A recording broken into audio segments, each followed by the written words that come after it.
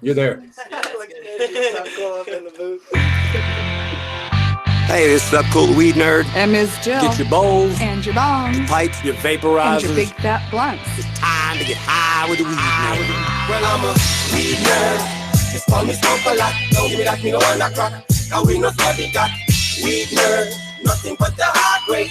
So won't you come my way? So won't you come my way? Weed nerd. Just call me smoke a lot. Don't give me that, me no one that crack. Now we know study got weed nerd. Nothing but the high grade. Smoke a lot of herb, smoke a lot of herb. Come on, weed nerds, let's all get down to that old school sound with that K-Lou pound. Put seeds in the ground, tilling up the dirt. Shovel in my hand and I'm putting in work. Weed nerd, connoisseur, growing the killer. In the backyard with the mountain gorilla. Game spiller, fill another, what you think? Miss Jill's got tips on growing the dank. Cheesequake, Aldo, Indo funky. Time wreck, hash laced in my blunt seed. Skunky, smelly, space bomb sticky. Stepped in the dough, got the whole team with me. Iggy Pops, my city's hot. Ukiah, California, got the green on lock. Chilling in my weed crop, blowing some herb. Dope boy, OD, yeah, I'm a weed nerd. All right, guys. Well, thank you all very much. We have a pretty interesting show for you. I will tell you guys that I told Dung we were going to tell you this. Pretty much most of the panel that went to the cup was still fucking stoned Thursday when we woke up. So we are still just recovering a little bit. Most of us have no voices. I think Dung just started talking the other day. So pretty cool tonight. We're going to have we got some nice guests for you guys. Herbin Farmer, Josh Streamland. Before we get started, I want to talk to you about some stuff that we were talking about off air. So, we have the charity. It's something that I'm really proud about, and we're going to continue on with it. I talked to Fadah. I was a little upset because I got like $8,000 in there that I've written checks for, but Fadah tells me my pen is on the way. So we're going to keep on rolling with this. And one of our own, he's an alpha, which means he has the same disease I have. He's on the lung transplant list. He's on oxygen, and I'm just going to say it the way it is. He's broke. Motherfucker's broke. 2 years of being sick, doctors and all that shit, it takes your money away. So he could use our help. My goal is to maybe raise enough money to get him a little car because he has to take a fucking bus to the infusion center, and I can't even stand that. So I'd like you guys to reach out, and maybe let's raise some money for this guy. And on this particular person, I'm going to match it dollar for dollar. So maybe we can get this guy some help. So I do appreciate that. I wanted to kick out real quick and throw it over to Dung real quick before we get really rapping. Dung's got a story about a vet. You want to tell us about that, Dung? Yeah, I sure do. So got a gentleman that I've been working with for the past few months, and he came down here today having a little bit of an issue, trouble in his life and whatnot. And I told him to come on down. Just FYI sub, I cleaned out my tester stock for him, so I'm gonna need to get with you on that. But I know you back. Yeah, I know you're behind me 1,000%, bro. So yeah, I did. I gave him some testers and I gave him some medicine, and he was able to just get away, But this guy's amazing. He was in a Humvee that was blown up, lost 4 of his brothers. He was the only one that survived the Humvee attack, and he's now just kind of dealing with that whole no camaraderie and getting back to life in America. And it's just not the same as it was when you were at war. I mean, shit changes. You don't have them boys to wake up to every day. And he's struggling with that a lot. So kind of just trying to be there for him and help him out as much as I can. And growing for him is definitely a godsend. We'll just say that. He loves it. So we'll keep him going. That's what we do. Yep, that's awesome. And, let's make sure, Dung, that we plug him in with Robert. Robert's a friend of Jinx. He's also a friend of Green Goalie. He's an ex-vet.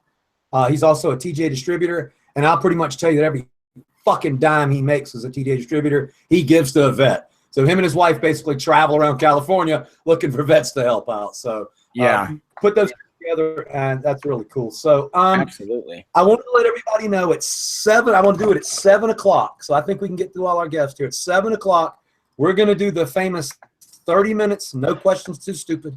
That includes questions about fucking space and molecules and shit that I don't even know about, but we will try and answer the question, and that's something we really appreciate. We have a contest link tonight, and in the contest link, we're going to be giving away a Hortilux blue metal halide light. That is the same light that I run in my garden. I think they're about $150 retail. Excellent light for vegetative. Also, we're going to be giving away some gnat pens. I think I'll throw up 3 gnat pens tonight, also on the show tonight. And tell your friends about this because nobody else is doing this. So we're going to give away a WeedNerd grinder. So it's a TGA grinder. So I'll put that on the ticket too. So you guys enter the contest and we'll get you a couple prizes out. I like to do a few each week. Along with this, along with the people that ask me for testers, I send out about 20 packs a week. So it is a good bit for me. One more time about Super Chat. You guys, you can do it as much as $4.20. It helps out. I know all I do is get on here and ask people for money, but I'm not asking people for money to run the show, buy microphones, or pay bills. I will take care of that. Every dollar you give me is going to somebody that needs help. So I want to get started and check out our panel. So everybody's in the house. I'm going to start with our old friend, Fadah Mike. Fadah Mike, how you doing tonight? You and Ruby Doobie. Very good, Mr. Cool. Everybody on the panel, look here. We got Dung Beetle and we got Herbin Farmer. We got 2 new guests that I can't wait. We spoke a little bit before you went live, and we're excited about them. Minnesota Nice, good to see you. We had survived, my friend, the Cup. It was a tough one. Probably one of the toughest cups I've ever been to because of the 3-day venue, but nevertheless, we're live and pumping. And sir, I don't know where you got it. It must have been the adrenaline from the award, and congratulations again. You cannot be congratulated enough on your service to mankind when it comes to this beautiful plant we all love so much. But I thank you for inviting us tonight. Ruby said she'd sit in with us tonight, so she's going to say hi. Hey, I'm smoking on the last of Mr. Vaughn's bubble hash, so I'm going to have to come up there. Get some more. Yes, you will. Wow, I tell you, that's some of the best herb and some of the best smoke we've had in forever at the Cup this year. They brought their A game. I think a lot of them did. But Mr. Cool, very nice to be here with you all. Great panel, and I look forward to this evening and the DJ coming up later. You bet. Awesome. Well, thank you very much for hanging out. So next up, we have Grape Grows. I haven't met you yet. How are you doing tonight, my friend? Hey, how's it going, Sub? So coming in live from Maine, and really excited to be here. Interested in seeing what we can get talking about tonight, and hopefully we can get into some no-till stuff, and that'd be a lot of fun, I think. I guarantee you I have no-till questions because I got a motherfucking bumper crop of clover in my backyard, and you would think it was fucking reefer plants the way we go. Oh, look at our cover crop. It's coming in good, man. We got fuzz and mycos and hair and shit. There ain't no reefer out there. We acting all giddy and shit. So you fuckers infected me with that goddamn nerd till shit, you fuckers. Now hey, man, it's awesome to see. It's awesome to be here and awesome to see you getting into it. It should be awesome. I was just laughing a minute ago. I was up in the grow room, and I got weeds in my fucking grow room. Like, I was sitting on the couch looking into my bedroom going, I got fucking weeds.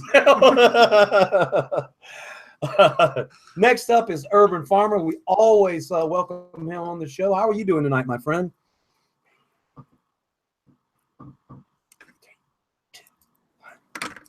Oh, we lost Herbin. Technical difficulty. That's all good. So, that's good. Good timing. So tonight we have Joshua in the house. Joshua, well, the one thing Joshua did is he kicked ass in the dope cup with some nerd tills. So he's going to be joining us tonight on the panel. How are you doing tonight?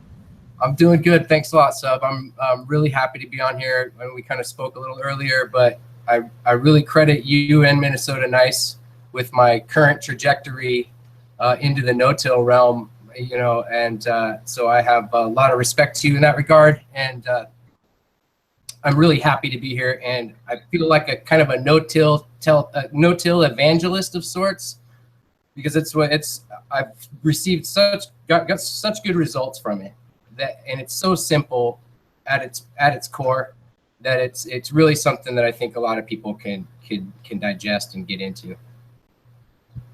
Awesome. And when we get started here, we're really going to get serious between you and Nice. I've got some serious fucking questions because I'm using Pat's Super Soil, Soil King's Big Root Soil, and Pat has 10 bags of his Bloom formula. I'm ready for me at his shop, and I'm really excited to be using this product. Jill's going to tell you this shit is bomb.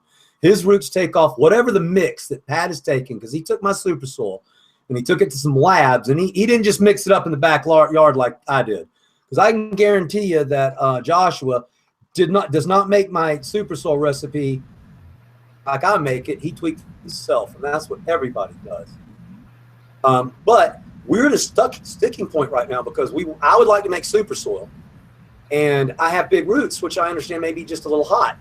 So I have everything that I need to make it. But we were talking the other day, and been using historically, and I can't tell you why, but roots in California is like buying a bag of fucking gnats. Like, you take the knife and stick into it, pull it back, and the fucking gnats are flying out of it. Pat told me that if you got soil, you're going to have bugs.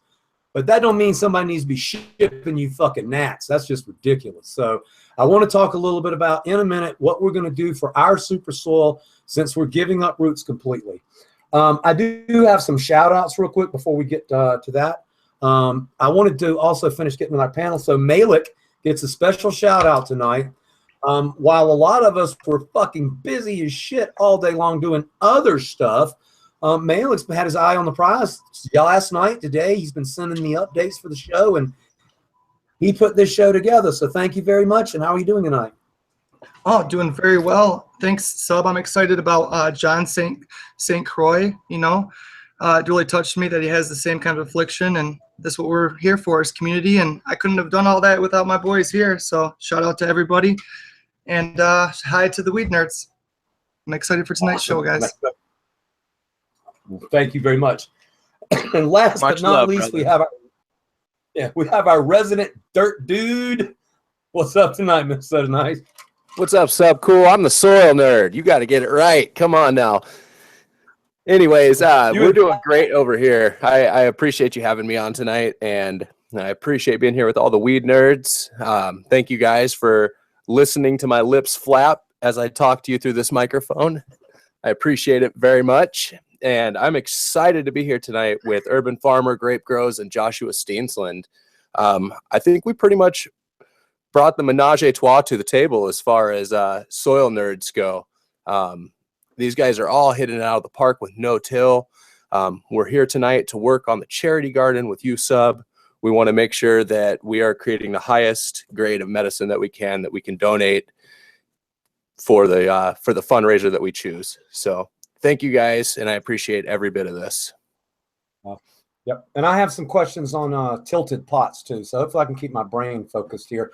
Let's do some shout-outs real quick. This is something I have been reminiscent about in the past. There's a couple I need to really take care of. The ones get the big fat mega shout-out, and that's Alpine Alternative, Brian and Shayna Pritchard. They run my show, my circus that I carry on the road. They fucking never get any credit from me because when I first met them in my cell phone, I put them as BP Alpine. That's Brian Pritchard Alpine. And I've been calling them fucking BP Alpine every time I say their name, and it's really insulting for me because they kick ass. And sometimes in life, if you kick enough ass, you can be taken for granted, and I have taken these people for granted. So shout out, Alpine Alternative is in Sacramento. They have another shop. You can go by and get all the TGA gear there, wholesale or retail.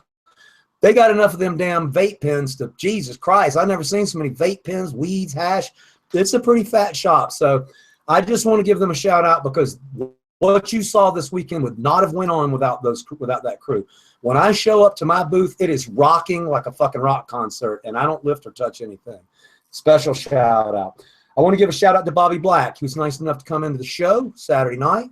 He's always a very nice guest, very well spoken. I've been in the industry a long time, and me and him go way back, so it was really nice to talk to him. Also, I'm going to put Dung up here while I'm rapping. Let's see. Urban Remo and the new Supercharged kits. Nutrients for the prize in the bottom like old school cereal boxes.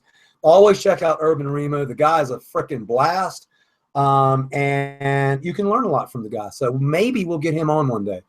That's just a matter of us slowing down long enough to either get on his show or me get on his show. Shout out to Crazy Dago in the round table. Awesome job Dago did at the SoCal Cup. And I'm not dogging Dung, because Dung did something that a lot of people do. And everybody on this panel can understand this. About 25, 30 minutes before Dung was supposed to come help me in the booth, he lost his fucking cell phone. And I don't know about you guys, but if you lose your cell phone in today's day, I mean, you just lost your shit. You just lost everything. You can't talk. You can't, hell, I can't wipe my butt without my cell phone. So he had a little meltdown, and Dago was there with all the equipment, and we pulled off a little show. Dung Beetle, this man worked his ass off. He captured so many photographs for me. Very, very impressed. So I just wanted to shout that out. And let's see, Cuban Grower, fucking his hashes were stupid good. As I shut up here a little bit and let you guys talk, I'm gonna let my guest here have a little bit.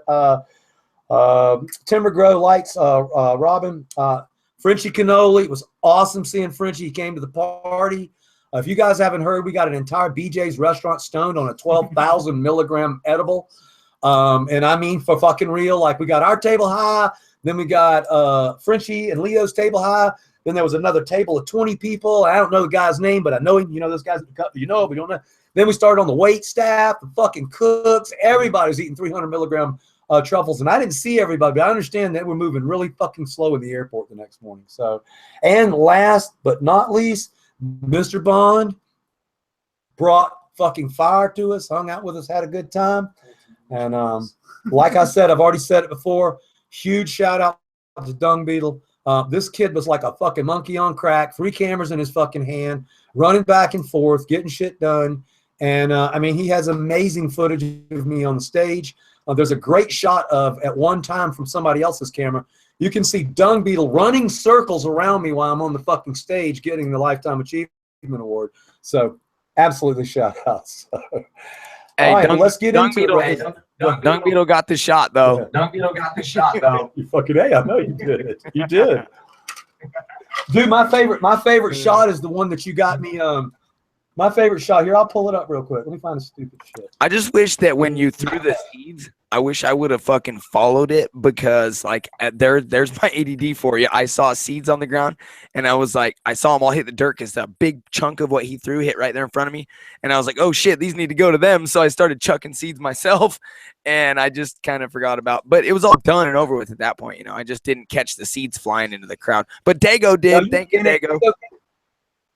So many angles. Well, you guys, if y'all want to give me a gift, everybody get their high quality cameras out. Y'all mix that shit together with some stupid fucking music. Y'all send me a video and I'll watch that motherfucker to the day I die. All right, this is my, I digress. I'll get to the panel in a minute.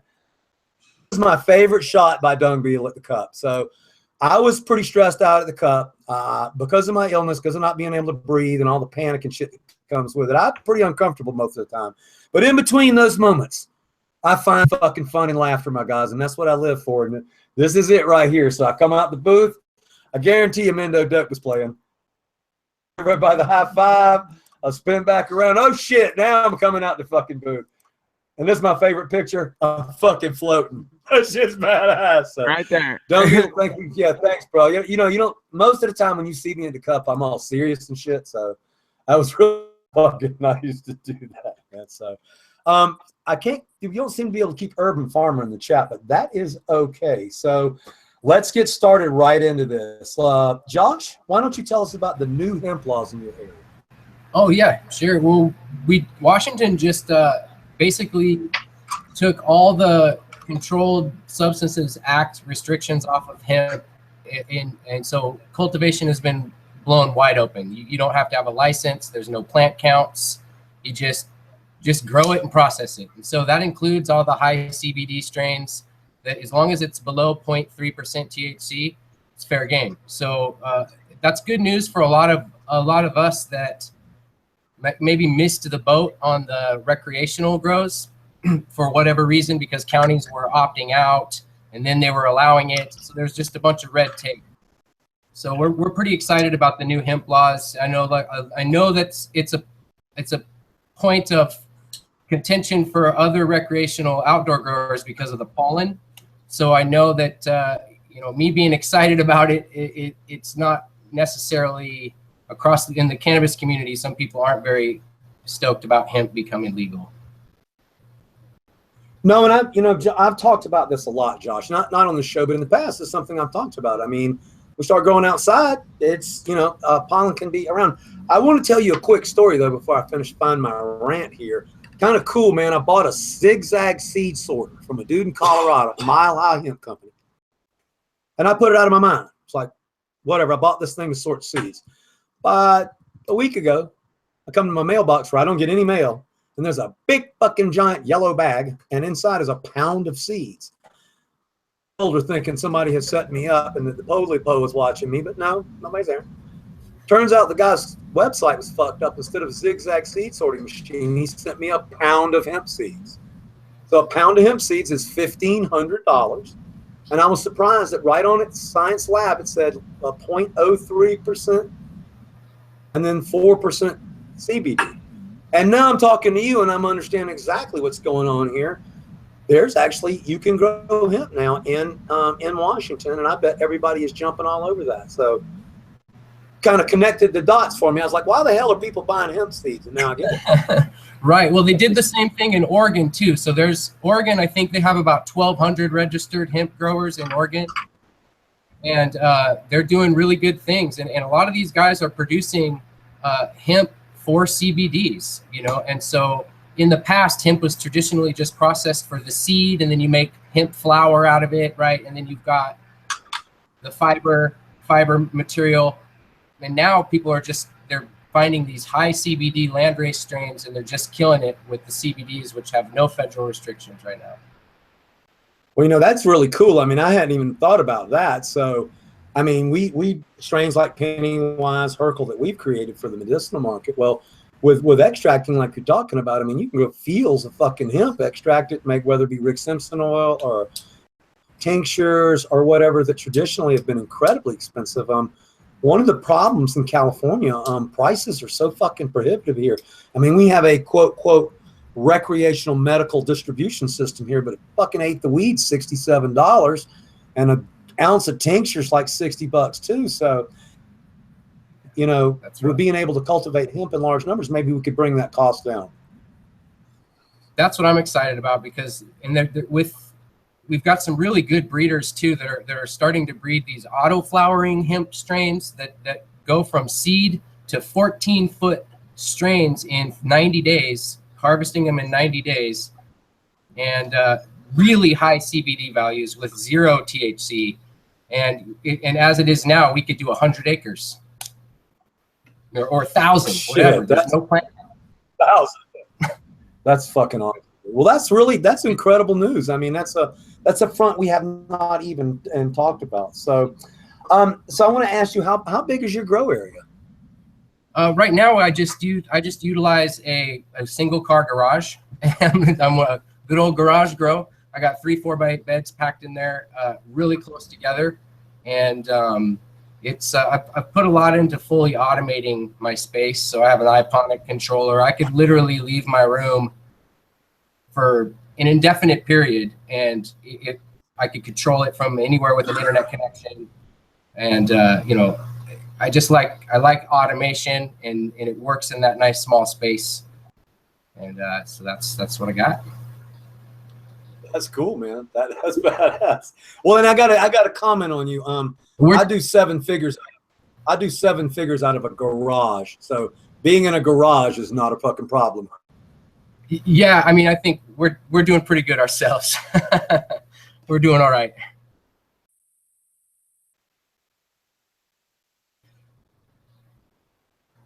Heck yeah, dude. Always rocking it. I seen your uploads. They're looking really nice.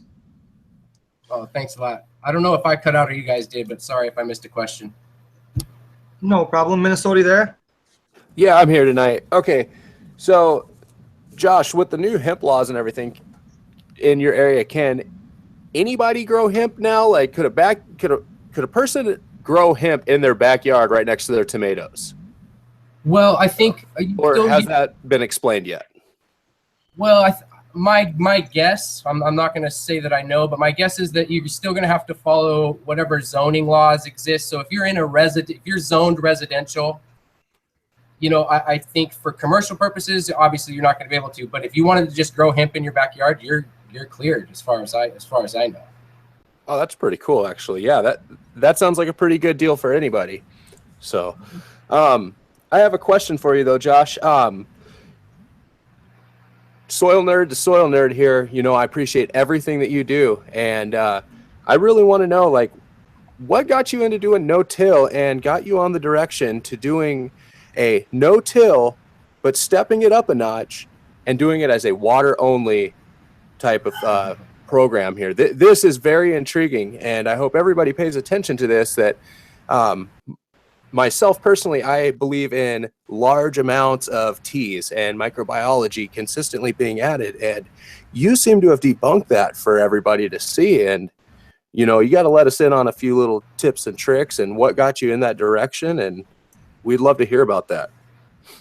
Sure, man. I mean, I really appreciate the kind words, man. It means a lot coming from you. Like I said earlier, you guys are the ones that kind of pointed me in the direction. So this feels really nice to be able to kind of reciprocate and really get the information out, because I was a conventional cultivator for a long time. I wouldn't even say I was a cultivator. I was a grower, right? Anybody can grow. To cultivate is to refine.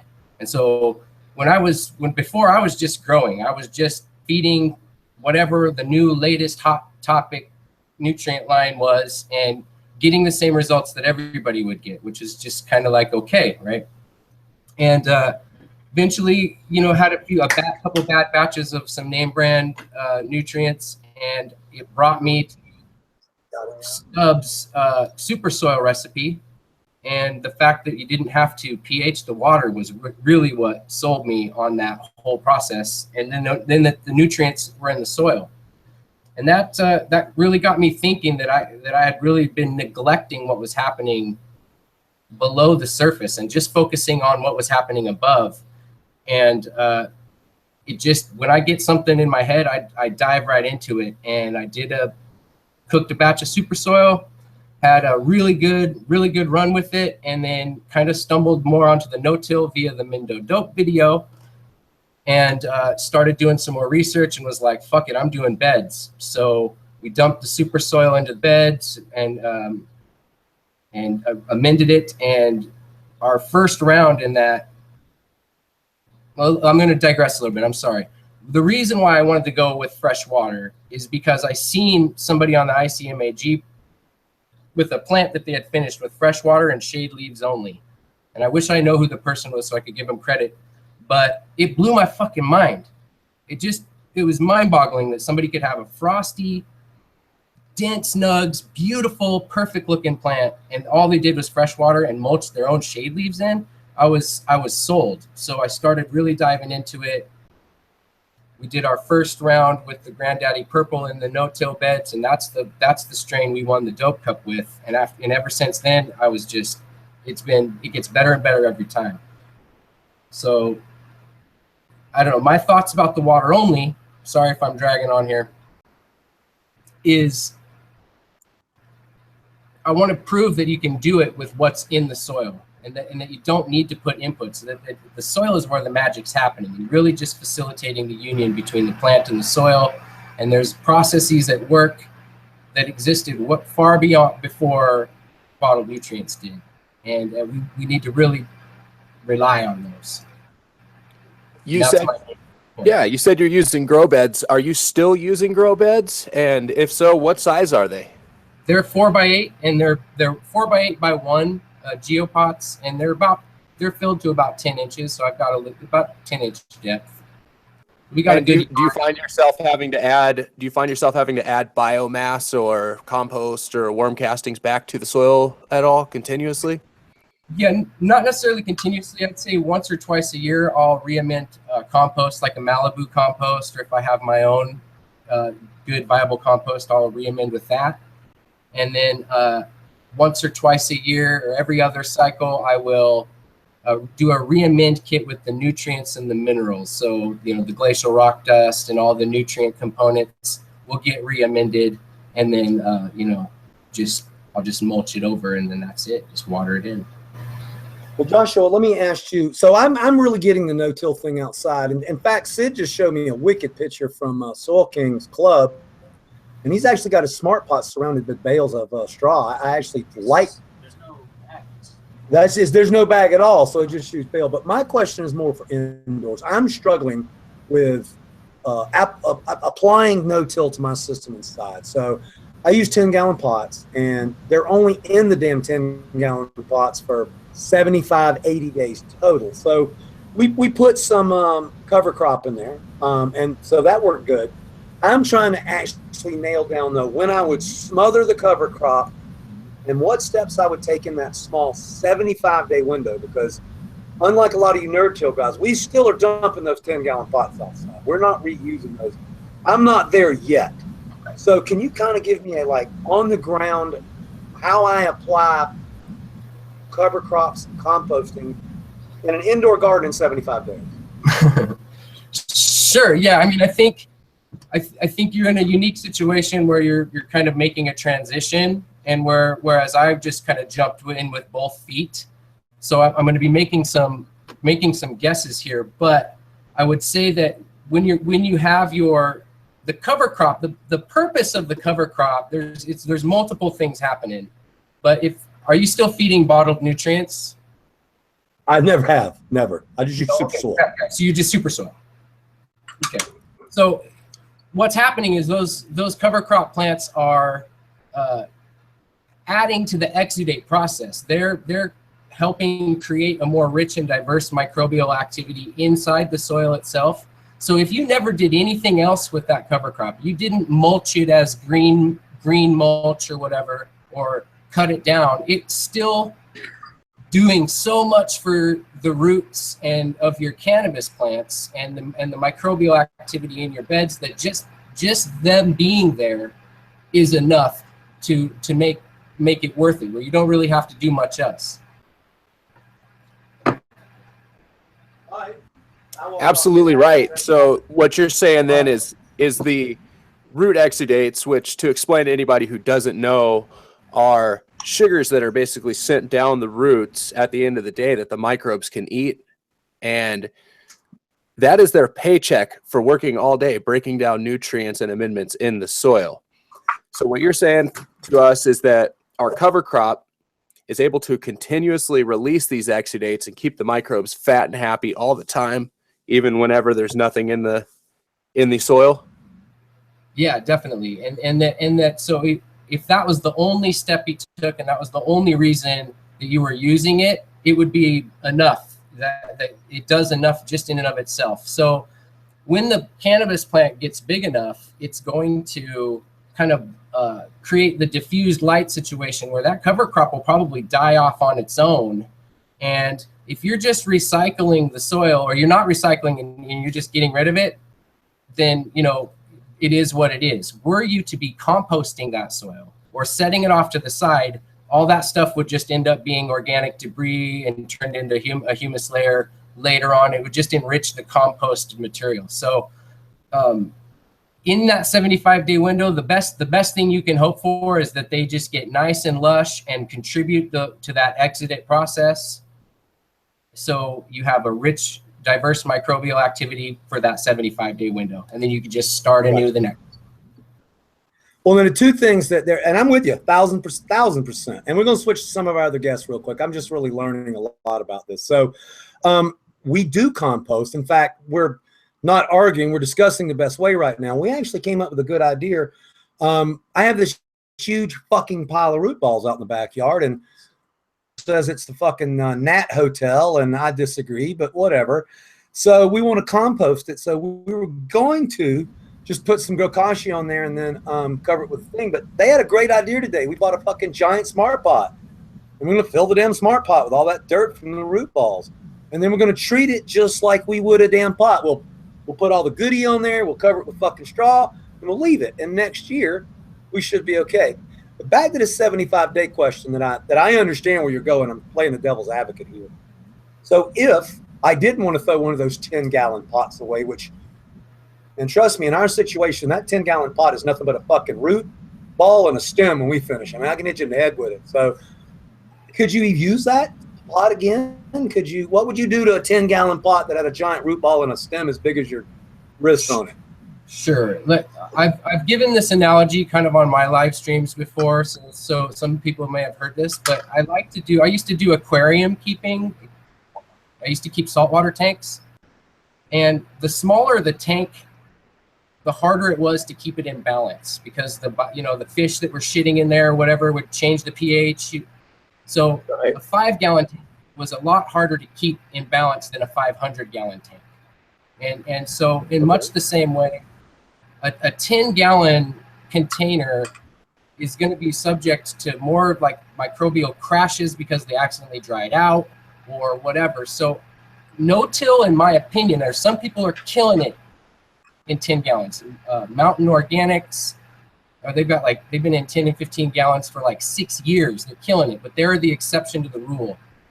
For the most part, you want to be 15 or 20 gallons. The more volume you have, the more stable, the more microbial action you'll have to chew up that root mass. If you're lacking in soil life, then that root mass will take up volume. But if you have a rich, diverse food soil web, it'll get consumed so fast you wouldn't even believe it. I just cut my plants off at the soil line, and by the end of the next cycle, it's gone. Yeah, I have to agree. I agree with you, Joshua, on that. You're gonna want at least, I use 25-gallon pots, and I find that they work the best. A larger, I would never suggest 5 or 10-gallon ever, because eventually when you dry that soil out, it becomes hydrophobic. When you water it, that water just pours off the sides and out your pots. And every time you dry out that soil, you're killing microbial life. You're just hurting the soil life. You're not giving a good place for worms to live. And it's just not a good environment. So you want larger pots for, gives you room for error, so to speak. That makes really good sense. And totally, because indoors you face two things. You either dry out or you water a little heavy and you have extra gnats. But so it's kind of fighting that. I wanted to ask you, Grape. I've got a unique situation. It just came up to me today. So we didn't level the pots in our land because it just is what it is. They're on a slight angle. So now I'm worried about the water running to the bottom of my pots on that angle and getting a dry spot up high. Is that something I need to worry about? And how would I address the situation that my pots are on an angle? So what I do, I'm lucky. I'm only on a flat surface. I use dishes. I use 18-inch plates. And when I overwater, when the water flows over, it goes to the bottom, where the soil eventually acts like a sponge in itself. So the only thing I could recommend to you would be to water slower, and that would be the only solution, because that no matter what, you're going to get that runoff, I would say. Or maybe add dishes and level your plants out. Okay. I got you. Well, that makes. Yeah, I've been thinking about your situation recently, Sub, and one thing I want to bring up is when I was up at Mindo Dope's farm, we lined the outside of their pots with straw. So that way we keep the soil moist an extra 2 feet around each container. So now we just took a 1,000-gallon container and made it into a 2,000-gallon container. And all that soil underneath is going to stay moist. Microbial life is going to go to work on it. Your runoff will actually benefit that area tremendously. It's going to be alive. And I would just focus on treating right around your soil or right around your container. Right. That'll like be me and Sid are solid idea. Yeah, sounds like me and Sid are gonna get a bunch of fucking straw now. So that's cool, man. And I'll tell you one thing we did today. Well, I didn't do shit. I point, but Badger and Matthew, we had 2 big trees cut down here. I didn't want to do it, but we had a fucking mountain of chips. So they've been hauling the chips into the garden just to improve the quality of the land and everything. Kind of squash the weeds down. So the charity garden's starting to look really good. We get all that straw in there. We're going to really be happy this year. So, all right. So, Josh, what does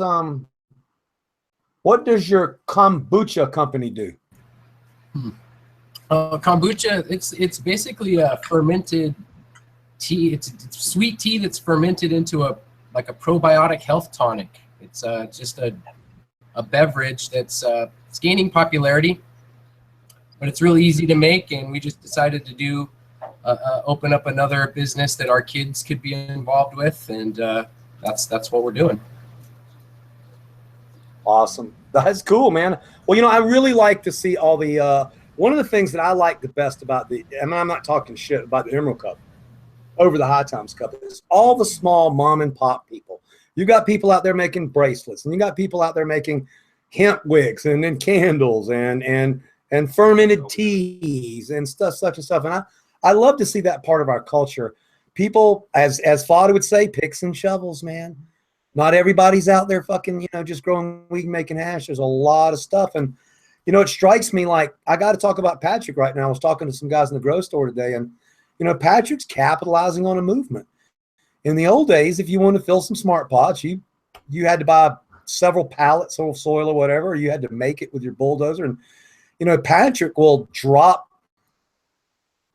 150 yards of soil any fucking where you ask him to put it. So while I'm talking about that, and I don't know if you know the product or not, but I mentioned earlier this situation I've been using roots all my life, and the formula for super soil is 8 to 10 bags of soil, roots, and then all the stuff that everybody on the panel knows we use: bone meal, blood meal, fish bone meal, azomite, new things we've added is like glacial rock dust and aloe water powder, stuff like that. But so since I'm not going to use roots nat dirt no more, and I'm switching soil companies, I just wanted to take either from Grape or Josh what you think about, what do you know about big roots, and what do you think about my dilemma now?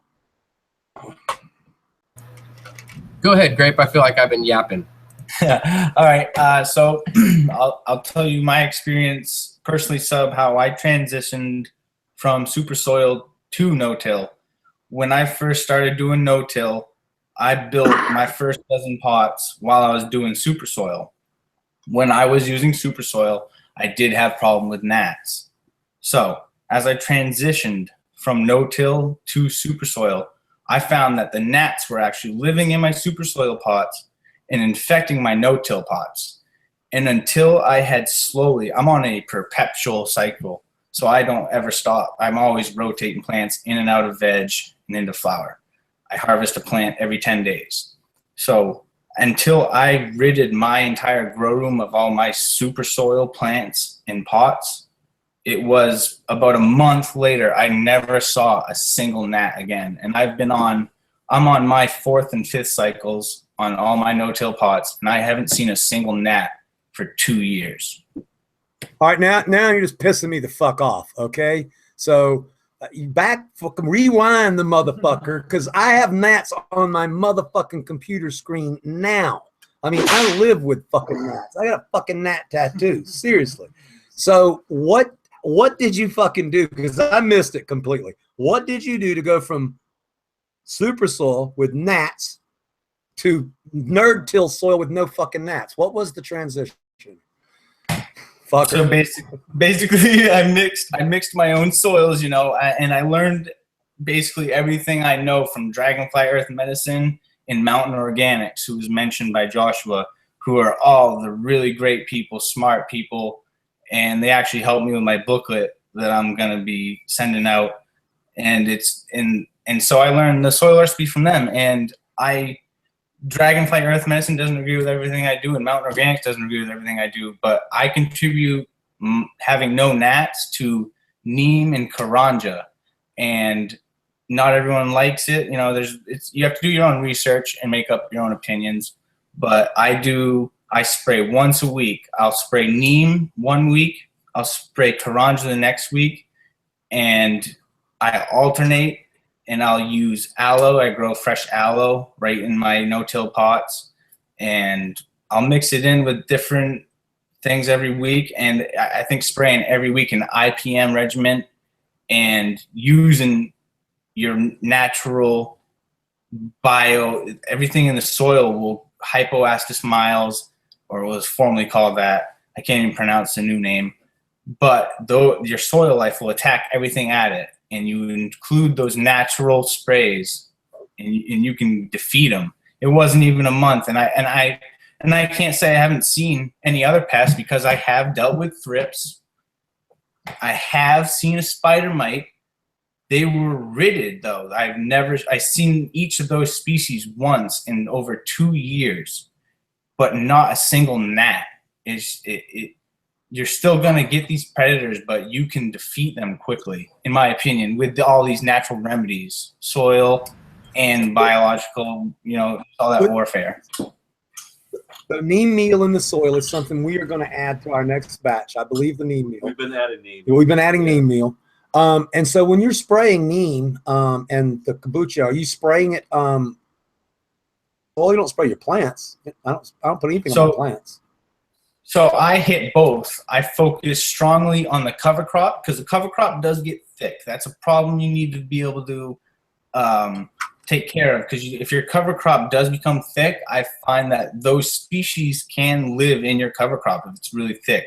So you want to keep your cover crop short. And I use an atomizer. It's a Hudson sprayer atomizer. And it's a fogger is what it is. So it turns whatever I'm using into a fogger.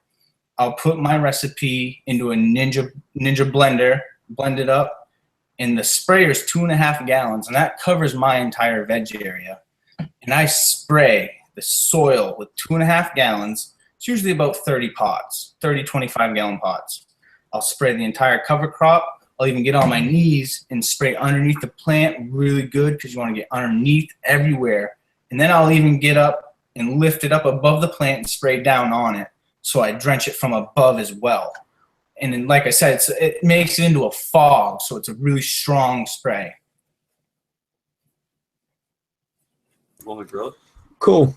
Well, I'm gonna continue to work on this. I mean, the gnats are definitely kicking my ass, and I always keep telling Badger that we water too much, but I don't even know if that's it now. So we have them on the run to a certain degree, and I'm definitely going to be applying more and more. But I want to get back to one thing that's driving me fucking nuts, and you guys can laugh at me if you want to. So me and Badger have put 500,000 Nematospacus smiles into there, 500,000 nematodes in there, and I must be drying the soil out, which I promise you we don't, because if you dig down in my soil, there ain't shit in there. There's no happy bugs eating other fucking bugs. I don't know whether they're on a vacation or what, but I mean, can you kind of give me some insight as to what? I know you aren't in my garden, but we put bugs in there and they fucking left. That's all I can tell you. Or died. Weren't alive in the first place. Yeah. Stub, do you have anything mulching the top layer of the soil, or is it just exposed? It was exposed when we applied. That's why I went to the cover crop, thinking the cover crop would provide a little mulching. I need to put even a little bit more mulch on there to keep these bugs alive. You need like a nice straw layer. Like there's a reason why you see on like a lot of the no-till examples, you see that straw mulch layer. It's really beneficial. They're so susceptible to dry out that I was going to tell you, I had a really super bad fungus gnat bloom in my first cycle in my no-till beds. And just like you were describing, it's fucking crazy. I'd go in my grow room and I'd smell them burning on the bulbs and shit. It was bad. And so I ended up getting 100,000. They're called Stratio S soil mites, predator mites. They're formerly the Hypopsis miles. They fucking changed it for some weird reason. But if you went to Evergreen Growers Supply, they're called Stratio S. I got 100,000 of them. I got it documented on YouTube. I put them in there. 2 weeks later, they were fucking gone. They've never been back since. I can still go into my beds right now and find those mites. They're just living there now. So if you provide the right habitat for them to live in, they will stay, they will reproduce, they will live on organic debris. If there's no fungus gnat larvae or anything, they'll eat dead leaf matter for 2 months while they reproduce and create new ones. Well, but you great. have to have them. Yep, great. So I got weeds in my fucking grow room, and now I'm gonna have straw in my fucking grow room. I knew this shit was gonna happen, you fuckers. All right, we're coming up on the hour. We're gonna do no stupid questions. I hope the panel will hang around. A lot of people we hadn't got to tonight, but we really got in depth with Grape and Joshua, and I'm interested. I got to do a shout out real quick. Heroes of the Farm, show sponsored by Heroes of the Farm. This man gave me 10,000 seeds to give away this weekend. And not only did he do that, he gave me another 5,000 seeds for you guys to test. So we've got everything from head dog time space stew. We've got hippie crippler. We've got the what Orange is it? cookies. Orange cookies, the Catalina wine mixer, and the secret.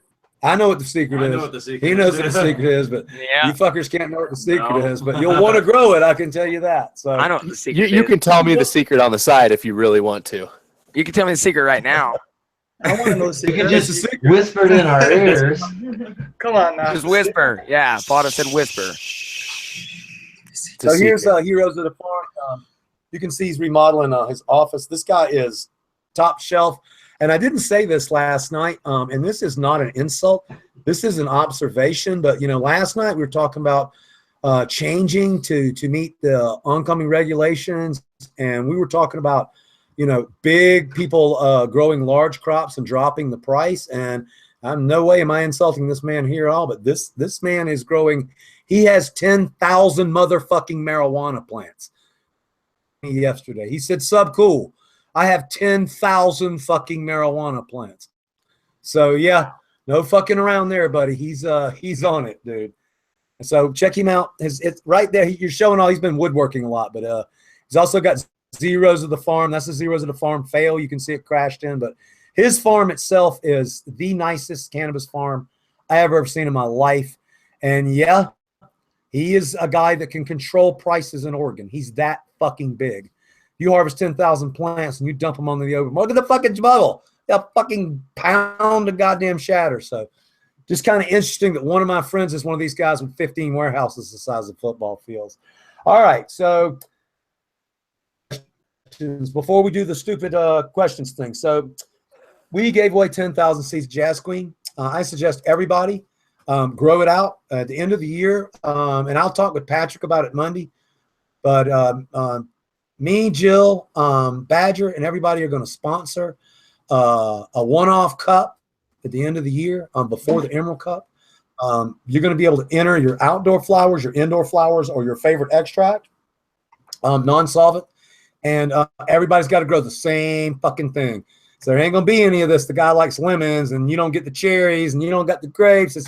Ain't no way. Like if the judge likes haze and you didn't grow a haze, you're fucked. No, it ain't gonna work like this. We'll get a bunch of you serious tokers on the panel. Everybody will grow the exact same strain. The Nerd Till guys will be going up against the Hydro guys, all that shit. I think it'll be a freaking blast. So we put 10,000 Jazz Queens in the street. If you don't have a pack of Jazz Queen, ask a weed nerd and trade up, because I guarantee you 60% of those seeds are sitting on a souvenir desk somewhere. So what were people's reactions to blood? Go ahead, buddy. Go ahead, Malik. Nice. Very good. Nice. Very good. Okay, so let's see here. What were people's reactions to blood wreck? Well, my favorite reaction to blood wreck was Mouse last night on the Grow-Tube Roundtable. Apparently, he was just fucking blown away by the blood wreck terp sauce. So, and that's, you know, he's like, It's potent. he said one of the favorite things about coming to the cup was the terp sauce. New Mendo Dope album. Go to Mendo Dope Music and grab their new album. It's freaking awesome. I covered the cover crop. Things are going good. The irrigation system is now running raw. Maybe tomorrow or Monday and get that going. We're going in the ground on the 11th, and I cannot wait to dig a little hole out there in the fuzz and the cover crop and put my little girls down there. To ask, I want to kick it to the panel real quick. And he said, well, we have panel in the house. How's that fucking mudslide up there in Northern California? I mean, is the road still closed? Yeah. I mean, what the fuck? Is there a mountain fell on the road? Yeah, that's pretty much what happened. Well, on the highway, on the 101. Right. It was up north past. Just leg it? Okay, yeah. Because Indra's above there. And Indra wants to come here and do whatever he does to heal me or whatever, but he can't leave. He's stuck. So fucking crazy as hell there. So last but not least, state regulators in California released draft regulations Friday and intended to impose order on the loosely organized marketplace created over 2 decades. This proposal would establish the first comprehensive rules for growing, testing, transporting, selling pot in the state. This is a home 1 in 8 Americans. So I got my legal team, and I read it. I can't fucking understand it. And they let me know that they will read it for me and charge me $600 a fucking hour and explain what the fuck it says.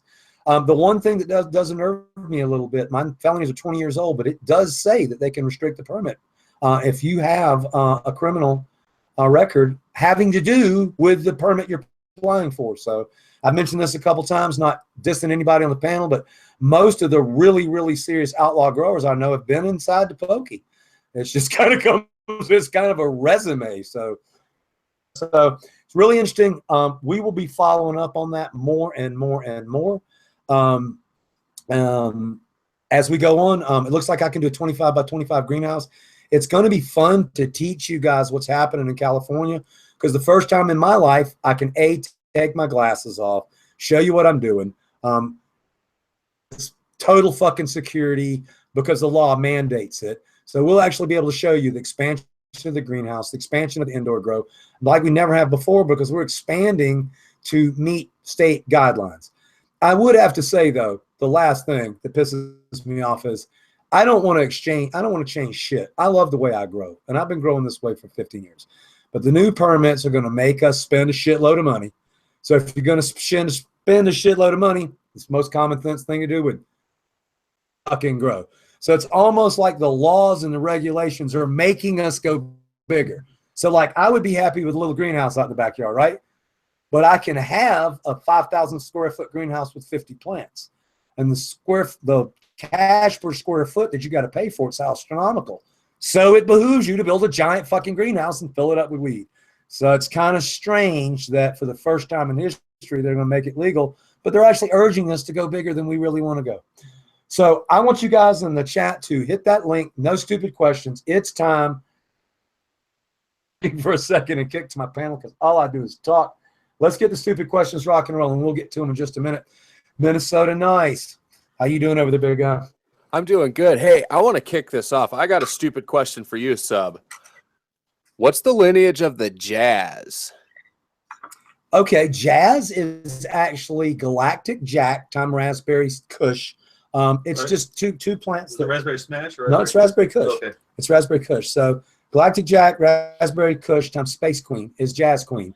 We were going to call it a Reefa Danklin, but it just came out Jazz Queen, came out better. So if you guys can call it a Reefa Dankland, y'all can call it a Reefa Dankland. Oh, that's too cute, man. You got to run with that one, honest to God. That right there is a seller. Yeah, we got to change the name up right now. So I want to tell you guys that Sean came by my booth the afternoon with those big trays. I put a picture up on my Instagram, and it was all the buds from the judges. And there was also about 50 different little jars like this. And he said, help yourself. The weed was too dry. I gave it all away, but I picked up 2 of these, and this has been sitting over my box a little bit. And Jack Hair, it has to be a Jack Hair. Yeah. But let me tell you, each one of us is taking a hit of it, and it is fucking superb. I can't imagine the judges trying to judge. If they had 5 samples like this, and they're trying to determine which one is best, it really gets down to what you like, not what is best.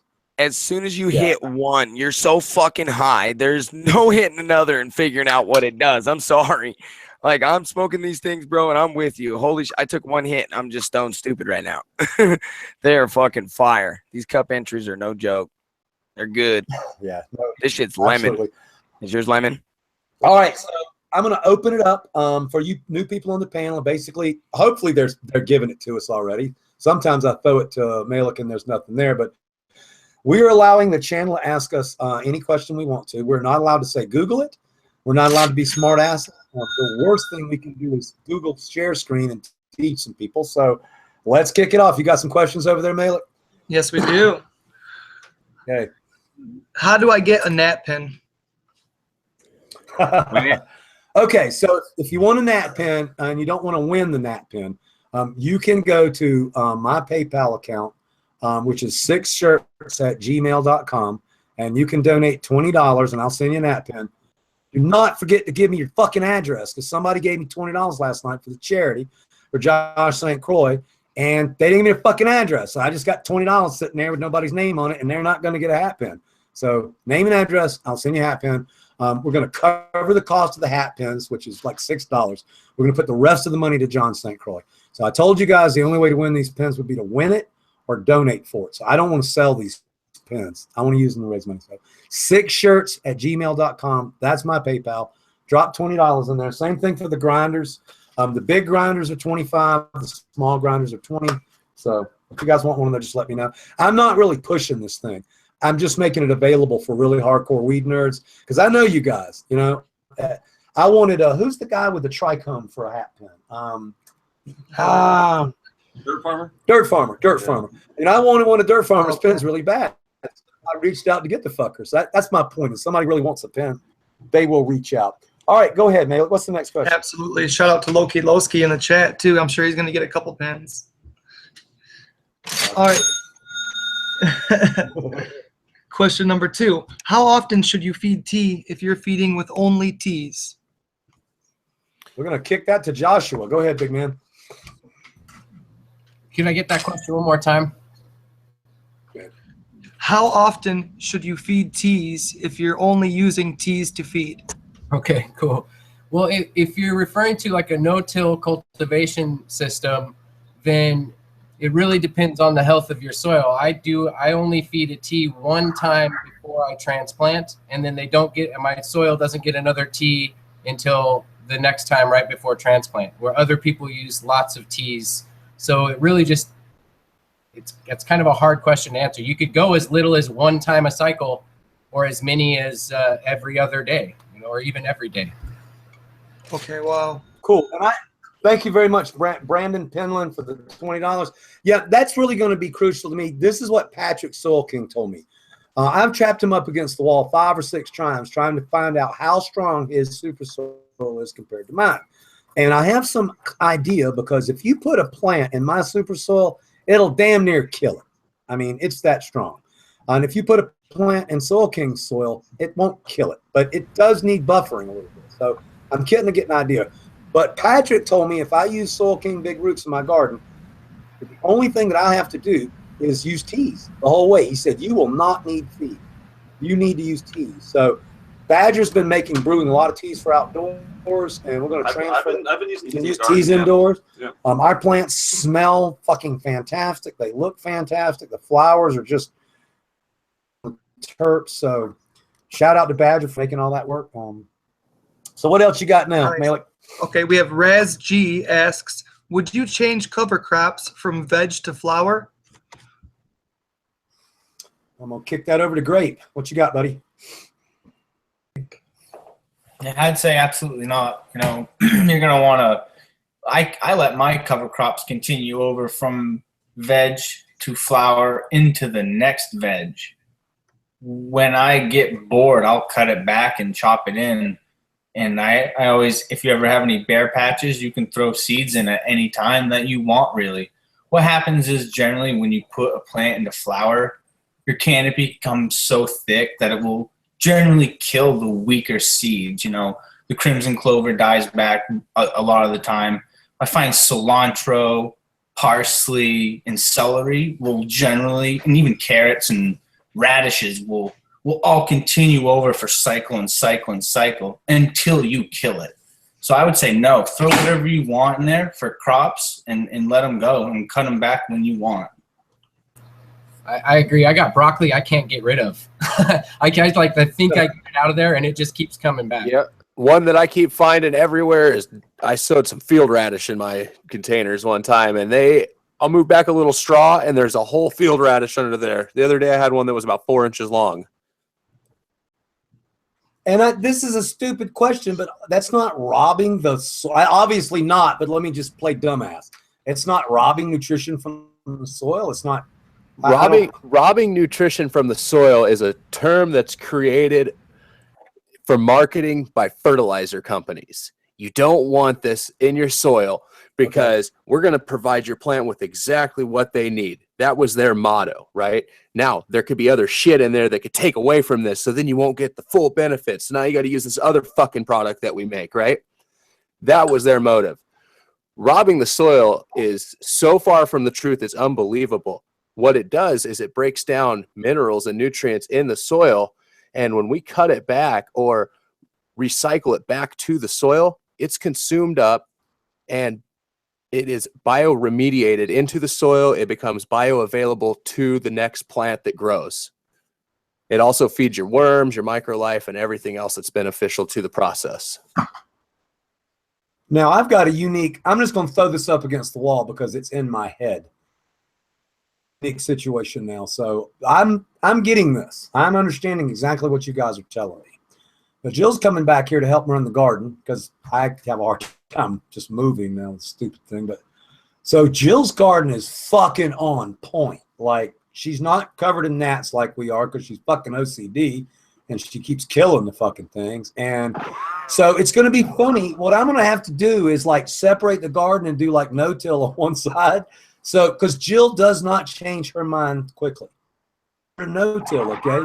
But I can't drag her.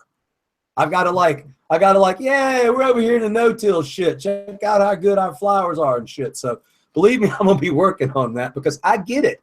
I have fought this fucking straw forever. Because if I go out there right now with that nice cover crop we've got inside in veg, because we do, and we put some, maybe just a dash of compost on top of that, like Pat taught us to, reintroduce the damn bugs, and put straw on top of it, then those plants, when they enter bloom, they're going to be fucking happy. Those the clover and everything, the food's going to pull up to the top and compost back in. So I see Joshua shaking his head. He sounds like I am right on fucking target with those 4 time racks. So Bingo. Yep. Perfect. Awesome. All right, Malik, Nate, you got another question for us or the panel? Absolutely. On teas, do you have to water them down whenever you make up a tea in the reservoir?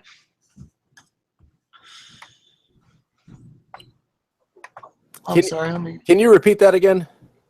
Let me switch questions. He worded that one wrong. Yeah, okay, thank you. Subcool, did you find the lineage out of the black cherry soda? No one really knows what it is, I'm telling you. But here's what's cool about it, not to answer the question, but the question. There's at least 5 or 6 people in Oregon that fucking have it.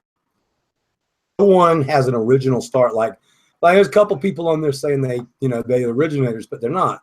So obviously this is a cutting that went around Oregon and people snapped it up. As you guys know, I got it from a guy who nasty, bug infested, shitty, non-transplanted, sick plant when I got it. So I didn't know what it was until we grew it out. So, and like right now it's up in the breeding room full of quercul, right? Yeah. It's just the smell on this plant is fucking phenomenal. So I don't generally work with plants that I don't know the lineage of. But in this case, and if you guys have seen the black cherry soda, and this is not the joke this time, okay? It fucking smells like some kind of crazy licorice fruit punch. So the anise is so damn strong. That's where the licorice joke came from. So, all right, Malik. Very good, nice. Sean asks, what is the best time to pollinate a female plant? And do the lights have to be on 12/12? That's a pretty good question. So pollinating a plant is an art, just like these guys with their no-till and people that do other things. So spreading pollen is something I actually know a good bit about. I've tried to pass it on to badger. So in nature, the male and the female plant start flowering at the same time. And the female plants don't have very many hairs at all. And so when they're pollinated by the male plant in nature, they have plenty of time to mature. That's the way nature works. But as breeders, we want to actually make the most seeds we can, not just make seeds. So we're walking a fine line between making a lot of seeds and the seeds actually finishing in the plant. So what I've learned is you want to put the female plants that bud around 8 weeks to completion. You want to load them into the bud room between 7 and 9 days before the male. That lets the female get established. Now, everything I'm telling you has parameters. So we know our males. Your male may be fucking different. Every male has a drop time, and every female has a pollination time. And making 44 strains, me and Badger are always working to get it right. Sometimes you have to load some faster finishing plants in early and let them get pollinated. And then 4 or 5 days later, while the pollen is still ripe in the room, you load those longer plants and let them get more mature. 3-day window. Like a 3 or 4 day window, you do this. To answer your question, You pollinate a female plant day 21 and day 30. So I kind of gave you a breakdown of how you do the timing on the male, the timing on the female. And the other trick that we use, we actually put the male in a room by himself, and he makes his own pollen. And then we introduce the female plants when we think they're ready. Again, that window, for instance, this time Quirkle's ready so fucking fast. Black cherry soda starts budding the second you touch the timer. So the damn thing's ready by day 20. So you got to know in your head, you got to be like, all right, she's going to be ready to get dumped on, so I got to get my male in there. So, 21 to 30 days, hopefully the window helps you. And yes, you have to be in 12-12. I like to pollinate in the dark with a green light because you can see the pollen. And not only do you know what you're doing, it's quite a fucking rush to see the pollen all flying around on the pistils. So, and another thing that's really cool, he's witnessed it, you didn't ask me this, is no matter how much pollen you start from a male plant, if you stay in the bud room long enough, and you know where it goes? It's stuck to all the fucking resin. I always thought that's the coolest thing. You're in a room and there's so much pollen. You got yellow shit going into your nose, on your mustache and shit. You can taste it in your mouth and shit. But if you stand there long enough in a breeding room and the fan's on, here, you know you did your plants. So, little trip inside the darkness. Next question, Malik. All right, I'm going to take this here. I have a question that somebody submitted from a 420 Minnesota Nice for Josh Steensland. How long have you been growing your beard out, and what's living in it? That's a no-till beard for sure, and that motherfucker has definitely got some nematodes up in it. I promise there's a cover crop growing out of Josh's beard. There Cover has crop. to be. Just about 5 years. Those are awesome. Yeah, I have a little beard envy going on over here. I got to be honest with you. Do you spray that with any type of treatment, any type of thing to keep the bugs down, the gnats out, or anything? Well, Fadah doesn't know this. I have a soul patch. I've been sporting a soul patch for a long time, but I'm a fidgeter. I fidget. So I'm always fucking with my mustache and fucking with my soul patch. It never grows. But after seeing Fadah's amazing fucking, let me tell you, Fadah has got a solid white dust broom like you have fucking never seen. And I was definitely in awe of that shit. So I'm trying to stop fucking with my soul patch where it'll grow out because I'm the right age for it to turn white. So Fadah, you inspired me, and like you say, Josh would do. Jesus, you got it going on. Pedro's got this beard that just sticks out like it looks like the dude on that car show. It looks like if he hit you with his beard, it'd fuck you up and shit. So the guy from the Grease Monkey Garage. Yeah, you get a fucking. That's what Pedro's beard looks like. It goes. Yeah. So, yeah, you guys have got me with the beard envy, so I like it. So Grease. All right, buddy. Grease Monkey. What you got there, buddy? All right. We got Pixel Monkey says, any tips for ferments? I think it might have been more directed at Joshua or Minnesota Nice. Right. Okay. Personally, Josh and I were talking about this earlier today about ferments, and one thing that we both agreed on is that there's a fine line when using fermented inputs into your system between feeding the soil and feeding the plant. And one has to be able to decipher that fine line for themselves to find out if they should, in fact, be incorporating fermented extracts. For anybody that doesn't understand what a fermented extract is, basically you're using harvested micro or bacteria's strains, commonly lactic acid bacteria, and you're adding it with a sugar source onto plant material, and you're breaking it down, and it breaks down into a liquid form, and you can use that liquid form as a concentrated source of microbiology to add to your containers. There are many ways that people have been applying this effectively lately, and it's caught my eye, and I'm hoping that there's a weed nerd out there that can really reach out and give us all some insight on this one. And Josh, why don't you tell us about the soil symposium that you were at a few weeks back, and let us know what you learned about the ferments and the way that they were using them. Yeah, you bet. actually, as a lot of you guys know already, I don't use ferments whatsoever on my grow. We just do fresh water only and mulch the plant's own shade leaves in. But what I was really like impressed with the indigenous microorganism gathering process in Korean natural farming, and it's kind of a lengthy process, but you get rewarded with a really rich, diverse microbial activity. It can be used as a foliar application. It can be used. It's very concentrated, and so I think that I'm going to try incorporating it into my veggie gardens and veggie beds. They're using it in zoos. Actually, they're using these same microorganisms to treat the dirt where the big cats live, because they'd have to truck all the soil out and it would smell like crazy ammonia. And so they use this same Korean natural farming technique with these indigenous microorganisms to treat the soil, and it eliminates the bacteria and microbe life literally eat up all of that waste. So they don't have to, they're saving millions of dollars a year, not having to truck out soil, bring in new soil, displace the cats. I mean, it's fucked up they're in zoos anyway, but I don't want to digress. They're doing really big things, and one other thing that they did is they're actually using this same microorganism process to remediate like medical waste dump sites and everything. Like they're able to grow vegetables that are edible with no trace residual of anything just 2 years later after treating the soil or treating the land with this Korean natural farming technique. So there's really something to it, and it's one of the things I'm looking forward to diving into.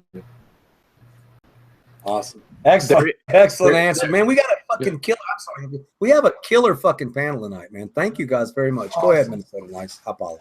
Yeah, I was going to mention to the audience that there is a gentleman out there that put together what he refers to as Korean natural farming, and his name is Dr. Cho. And Dr. Cho has written many books that lay out guidelines and really kind of bridge the gap between feeding the soil and feeding the plant. And he puts it out there in a way that people can understand. He offers recipes. I believe they're all on the metric system. So if you're in America, you're going to have to convert that over for yourself. But one big thing to pay attention to is what you make your ferment out of. And this is what I've seen is that people are leaning towards like squash, pumpkins, papayas, and making ferments out of those to make a bloom ferment that's high in potassium and phosphorus that comes from the fruits. They also use like young shoots from sweet potato vines and dandelion tips to make more of a vegetative growth enhancer. Now, really what it is you're harvesting the enzymes at their proper time to digest the right ingredients to feed the plant. So you really have to make sure that you understand what you're doing. Don't just go diving both feet into the water first, dip your toes in, check it out, understand it. Definitely, I can tell the audience to learn of a product called Grokashi if you are interested in it. It definitely takes out the guesswork. And Alan Atkinson, the owner of Grokashi, is promoting a very positive message for the cannabis community. He represents us all very well. I do hope to have him on the show here with us someday. And maybe he can elaborate a little more on the bioremediation that he brings to the table. Man, like I say, I'm learning a lot. I love my show because I learn shit, and that's a fucking good show. Malik, do we have any more stupid questions here? Very good. 30 minutes. Sunray195 says, does no-till work in southern climates, and what are the challenges? No-till can work everywhere. That's the beauty of it. It works indoors. It works outdoors. It even works when there's no plants in the containers. That's the beauty of it. It's soil. You can't think of it as a foreign object. You have to treat it as, it's just part of your surroundings. the microbes that you're going to put into your soil are going to be indigenous to your area. So if you're sourcing local compost and you're making your own homemade compost, your microorganisms will be unique to your climate. They will already be able to withstand the temperature changes and any kind of harsh obstacles that nature may throw their way. They've been there for millions of years, and those microbes will be your workhorse. They're going to do all your work, and you'll have smooth sailing. So what is I got a quick question. What is the difference between the microbe life that's good for our soils and the micro life that's bad? Why is it that we have a fine line that we have to walk between something that benefits and something that hurts? I mean, I have a hard time understanding, because shouldn't it all have good and bad? So there's bacteria that benefit the soil and the soil health and the health of our plant. There's also bacteria that are harmful to our plants. They will rot the roots, they'll rot the stems, they'll rot your buds. They really weaken the plant's immune system and make it susceptible to molds and mildews and pest invasions. So there's just good bacteria and bad bacteria. That's really what you have to understand. If it smells, it's really hard to explain, especially when we just got off the topic of ferments, because that is like a very smelly source of adding bacteria. Typically when using like your compost teas and stuff like that, it'll have a sweet smell to it and it won't smell sour. And that's the guideline I can give you. Okay. Josh, you want to add to that? And then I got one more question after that too, to expand on it.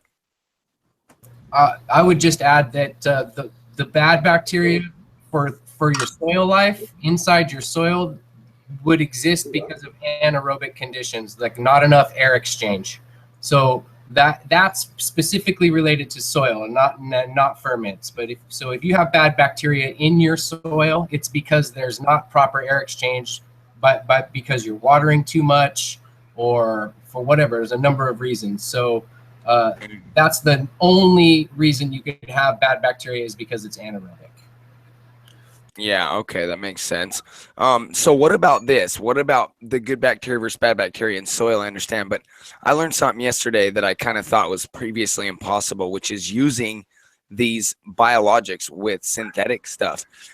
In hydro, it's a little different. I kind of know on my side, but what about in soil? What if somebody's using dirt and they're using synthetic nutrients, but they're using the biologics, mammoth P or whatever? Are you killing that stuff off? Is there even a point to it, or is it just kind of a waste of money? Minnesota's in twice now. That's funny. Sorry. Yeah, it just kicked me out, and then I came back in, and now I see my little character. I didn't hear the last question. Could you please repeat that for me and some of the audience who we may have just confused? Yeah, to make it quick, just basically using synthetic newts. I thought it was previously impossible to use microbes with them, but I've learned that it may be possible in low doses. Is that true? Okay, come on.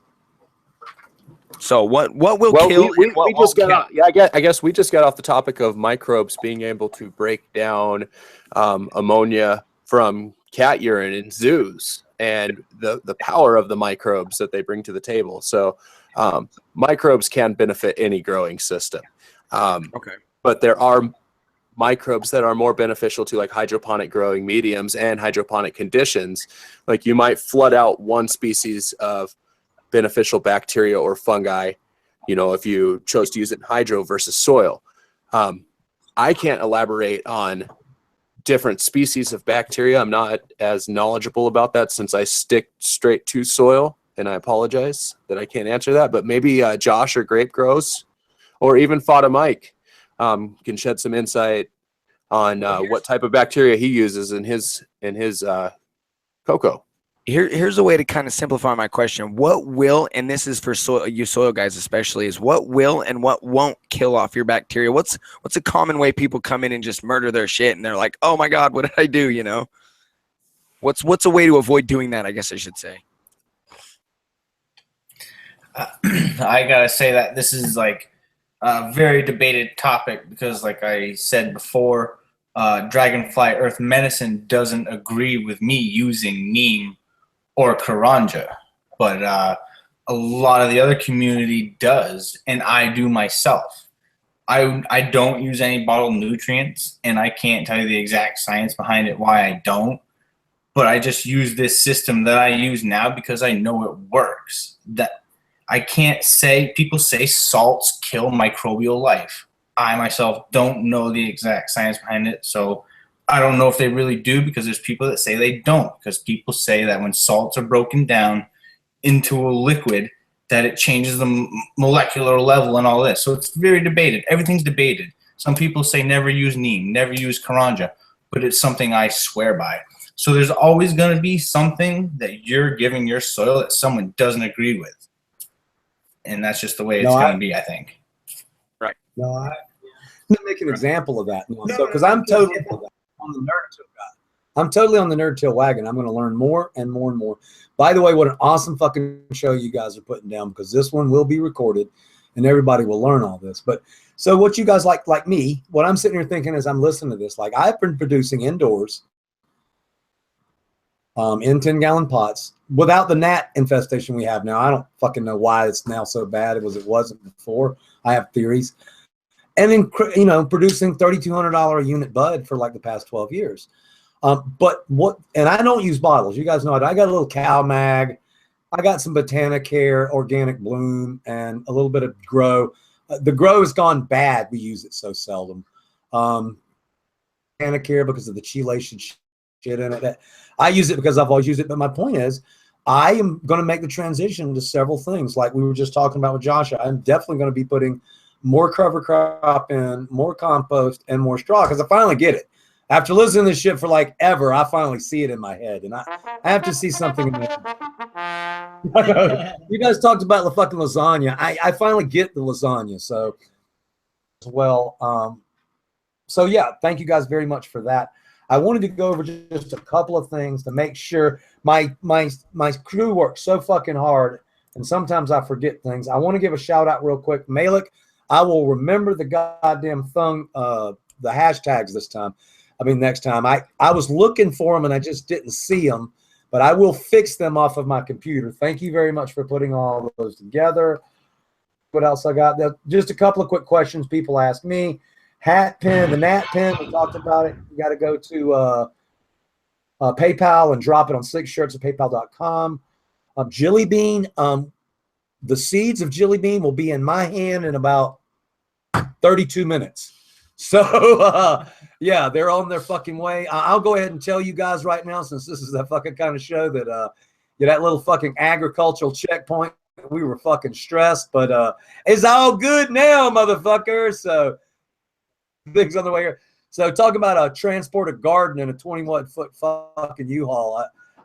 Jill said, I hope you didn't say nothing last night. I said, no, I didn't. So, yeah, move fucking 6 rooms down here. So, yeah, we're going to be busy tonight.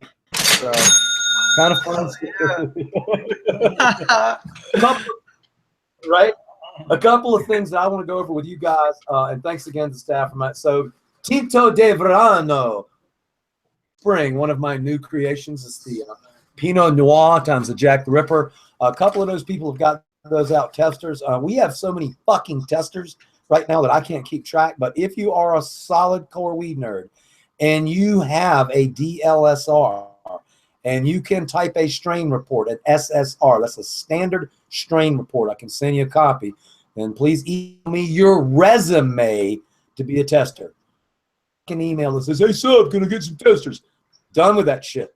You guys don't know how to document it. The testers won't go out. There is now a difference between freebies and testers. I don't care if you snort testers or stick them up. I mean, freebies or stick them up your butt. But these breeders give me these testers, and they're depending on me to get the data. And so that's what I got to say about that. Make sure that you're serious if you send me an email asking me to be a tester. Also, make sure that you're in a legal state. You know, I don't really give a fuck, but I'm not going to have testers in Indiana and shit. So just use some common sense there. Somebody want to know how awesome it is having Jinx Proof at the cup. You know, the coolest thing about Jinx Proof is that any vet that gets within about 10 foot of the booth, he's put a specific strain out for them. And he gave me about 12 packs of it. So if you're a vet in need, hit me up. Same thing. I'll be glad to take care of it. But yeah, having Jinx and Rose in the booth was awesome. They're probably going to get their own booth next time because it's getting confusing to combine everything together. Just like Mendo Dope, we may separate to the side. One of the things pointed out, I'm getting to a little personal business, but everybody likes to party in the booth, you know? It's a lot of fun. Dung was there in the booth, but everybody that wants to party in the booth has to understand there's a fucking cash register and about $200,000 worth of product behind the book, people's pocketbooks and laptops and shit. So we're going to have to control it just a teeny bit better. We're not going to be dicks about it, but just at one time there's 45 fucking people in the TJ booth moshing. So I think we'll get some risk. Dung was definitely fucking gone most of the time. There's no doubt about that. Dung was nowhere to be found. I was out. Little sound effects make me fucking laugh every time. I love that shit. It's all. How many people? 441 people in the chat. I really appreciate you guys hanging out. It's been a really great show. We're not quite done yet, but I just want to make sure to thank everybody. We usually peak out about right now, so it is time to do our favorite thing. Get high. And it is for something that you guys fucking never do. So it's don't start. I'll fucking kill you guys. So for a large, nobody's got one of these. So this is it's got the kid screen in it, all 9 yards. For a large grinder. You ready? You ready, Malik? All right, mods, here we go. Yes, number between 1 and 5. Hang on. Hey, whoa. I'm not ready yet. Wait, I got to give it. So it's you're DQ'd. Roll a number in chat. Yep. There you go. Got it. Okay. Okay, 500, go. 1 and 500. What's the number? Come on, nerds. All right. Come on, chat. I'm going. Everybody on the panel. I don't have myself a grinder yet. Everybody on the panel, watch the numbers fly. When they haul ass, they're going to haul ass. Watch it. Here it goes. Catch the winner. Oh my gosh, this stuff is picking up speed like crazy over here. What the heck? Hey, should have given me a heck. No. Oh my gosh.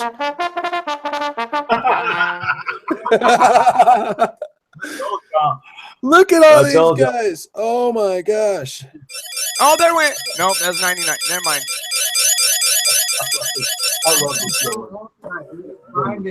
Whoa. This game is. Oh, this is great. Oh my gosh. Yeah, I still don't got it, man. Hit that. I don't got it. Who won?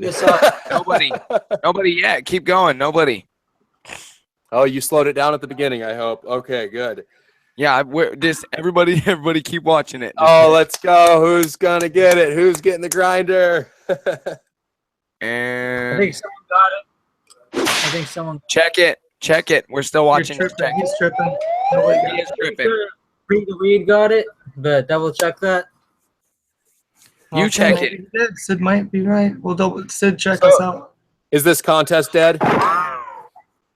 Yeah, I think I haven't seen it yet. They've been close. Haven't seen it. I haven't seen it yet either, but that's me personally. I haven't seen it. Just go. Oh, I saw close. We've seen close, very close.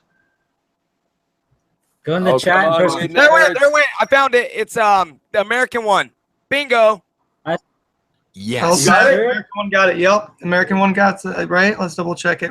We'll triple confirm. Give us a few seconds. Congrats, American one. I've confirmed that now. You are the winner, brother. Congrats.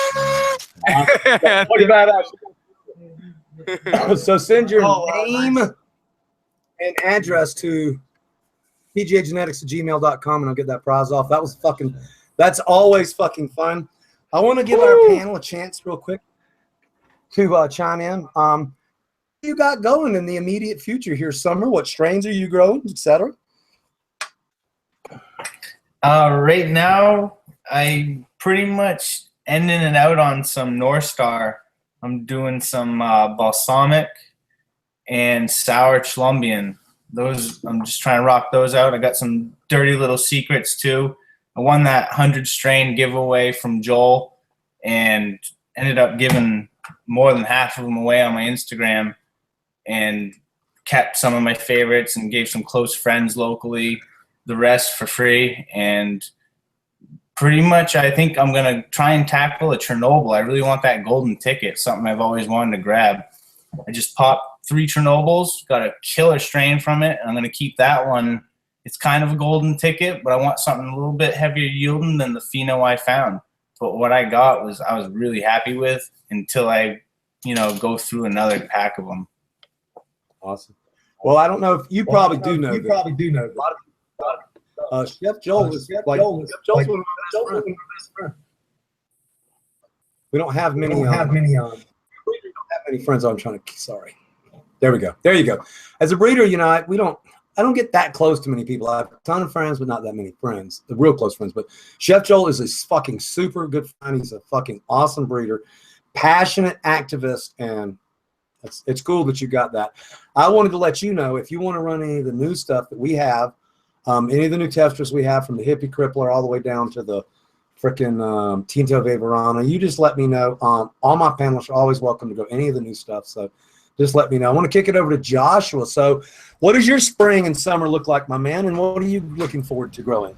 Well, we're finishing up a really good run of blue dream right now. And my bedroom is kind of in remodels mode. So, and unfortunately, it's been that way for a spell. So I've been having to source out my cuts for the past couple cycles, which I really don't like doing. But it's like gambling. You get lucky.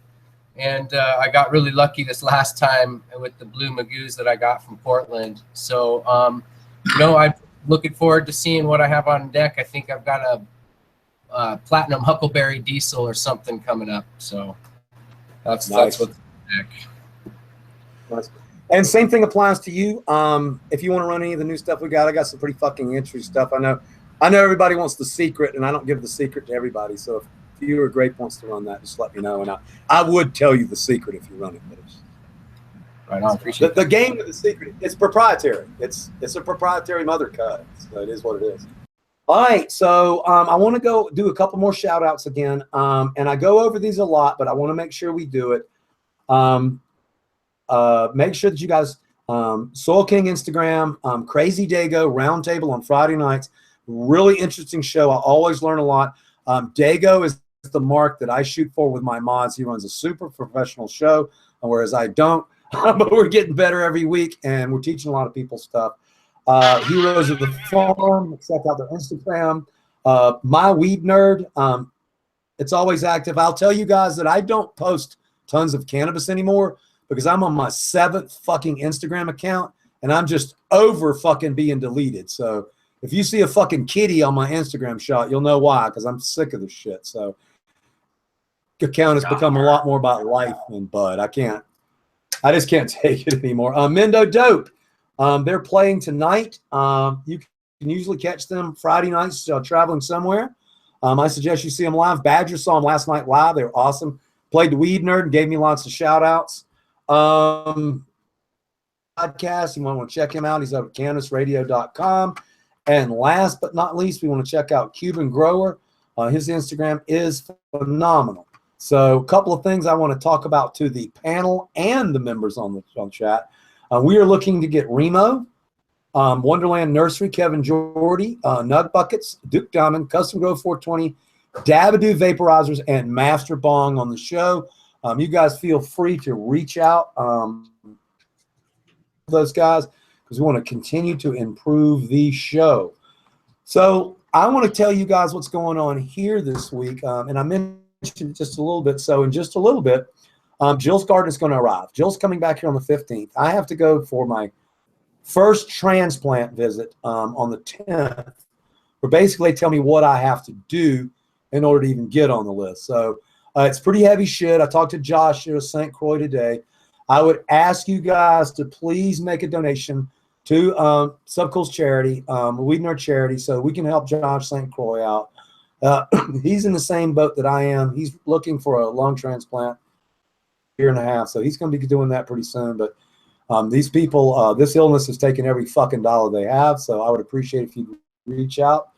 So anyway, Jill will be on the 15th, so it's really fucking cool. The entire garden will be here tonight. So tonight, it's going to be kind of cool. We're going to be playing Pick the Mom. So I have all my moms here, and Jilly has all her moms. So I'm just going to pick the prettiest mom of each one and then get rid of the rest. So it's kind of a weird thing we're doing here.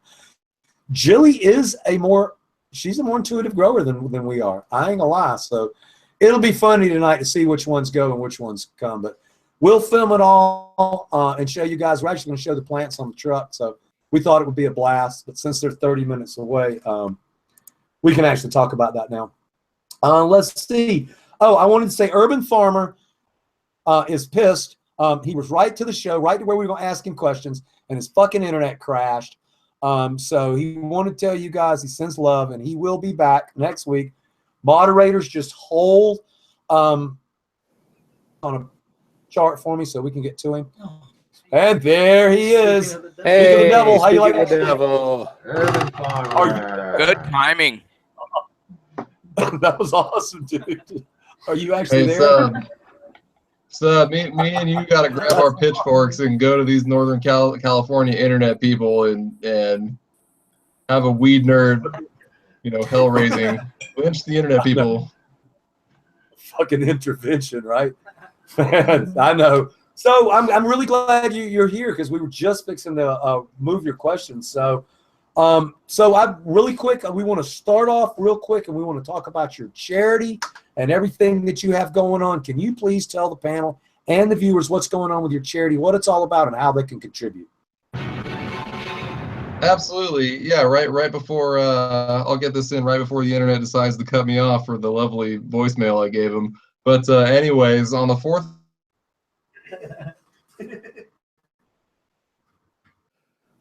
They cut him off.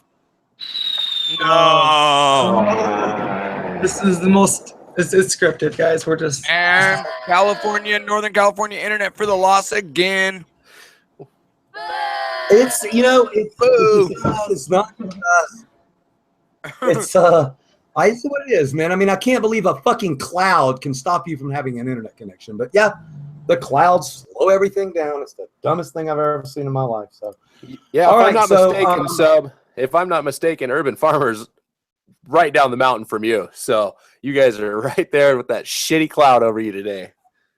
Yeah, and he's probably right on the other ridge. In fact, we're going to get together pretty soon. We're just both super busy people. So before everybody crashes out, 435 people in the channel. We will be doing the live radio show later on tonight, rocking the fuck out, smoking shitloads of hash. We're going to have a couple of people live in the studio tonight that are transporting the cannabis plants. They're California and Oregon growers, double-carded people, and they're excited to come to Subcool's house and smoke a shitload of hash. They don't even know they're going to be on the show. So when we close this stream, all this incredible knowledge, please look up and find the Subcool Smokers Lounge, because it kind of sucks that there's 430 people in here hanging out, smoking some bowls, learning some shit. But if I fire up some fucking AC/DC, YouTube will crash this fucking stream like nobody's business. So we'll do that later on. Also want to tell everybody, I think everybody understands now, but during the week when I shoot the show, a few people are complaining that YouTube crushes it. We fucking know they're going to crush it, okay? I'm playing music straight out of my music file. So, and it's the live show is the live show, and what goes on in the lounge stays in the lounge. Some crazy shit happens there. You never know what fucking picture I might fuck up and put up online. So I urge all you guys, all you growers, to come hang out at the lounge. It's usually on from about 9 to about 12 at night. And it's really just, I hate fucking TV, and I can only work 12 hours a day. So I spend the other 3 hours bullshitting, smoking pot with you guys. So I do appreciate it. I want to thank everyone for coming in. Get back to Malik to make sure we have answered all the stupid questions, because I'll get shit if I don't. You know, I got one more good one. Amelia Lavender asks, can you feed the kombucha to your plants? This probably Josh would be the best one to answer this. Kombucha is a ferment. Well, it's a really acidic ferment. So I mean, maybe as a foliar, but it's when it's a complete ferment, it's down at 3.0. So I wouldn't want to put it in my soil. Maybe as an enzymatic root shock cleaner or something in a hydroponic, it might have some value in that regard. But I'm just shooting from the hip there with that. So no plant treats with the kombucha. I would think not. We'll That's stay good. with that. Oh my God, nice. We gotta take that board away from you. I was scrolling through this motherfucker. My finger hit that one. That's just the learning curve. These weed nerds are gonna have to learn how to get used to that one for just a second. So it gets even better, bro. He can actually like cut people out. Like if someone's talking and he doesn't want to hear it no more, he can just shut you the fuck off. he can like bleep you. So if you're talking like, bleep, oh, you just had to, didn't you? That's fucking funny. Sid's gonna set you up, bro. All right. You'll be able to do all that. A little bit of business. So, and this is not a diss on anybody. I have made every person on the fucking planet a moderator. Many moderators.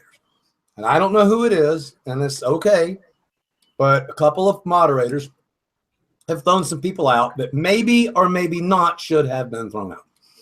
So me and Dung are going to reduce the number of moderators. Don't get pissed off.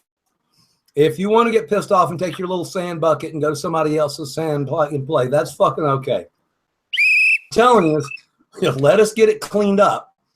And if you're a good moderator, you will be noticed and you will be picked back up. But just don't get pissed off. We got 70 fucking moderators in the channel. So we're going to try to reduce it down a little bit. So what do you guys got going? I want to go back down. Fadah, what you got going on Sunday, big guy? You got anything kicking? Definitely not. Well, I was just out and looked at the girls. The lights came on about 7 o'clock, and I was expecting to feed tonight, but after checking it all out, it looks like I'm going to get the evening off. So I get to spend it with DJ Subcool. You ever heard of that guy? Well, we spent some time with him, and he spins some of the oldies and some of the new stuff and Mando dope stuff, and you don't hear it too many other places. But for Sunday, my good friend Callie Paul and I are going to get together and do a little planning for our own future. So, yeah, stay in tune for that, dude. It's going to be monumental, as we say. We think we are ready to play the game. Awesome, man. That's awesome. I'm really excited for you guys. Again, 427 people in the chat. Hit the share button. Drop $4.20 in there for Josh St. Croix. It's what we need to do. So later on tonight, you guys kick on over. In fact, I will create the stream as soon as the show is over, so that we can get it rolling and everything, because I want to get some video of everything coming up. What else we got, Malik? You're in charge right now. You know what? That's about it for the questions. We're all wrapped up on that end. Awesome. I sure do appreciate it. Well, that's going to do it for tonight. I got to kick out just a little early like I warned the panel because I got a semi coming for the weed plant, so we're going to get ready for that. Kick over to the Subcool Lounge. I'd like to thank all our guests. Grape Grows, thank you very much. Joshua, thank you as well. Always Minnesota Nice, holding it down. If you guys didn't figure it out, Minnesota Nice has become core mod of this show. And as we take it on to the future, he's going to help us keep it running. I did buy the fucking T1. I've purchased it. They're going to run the wire to my house. I'm only buying 4.5. 5 is $598 a month for 3 years. And here's the kicker.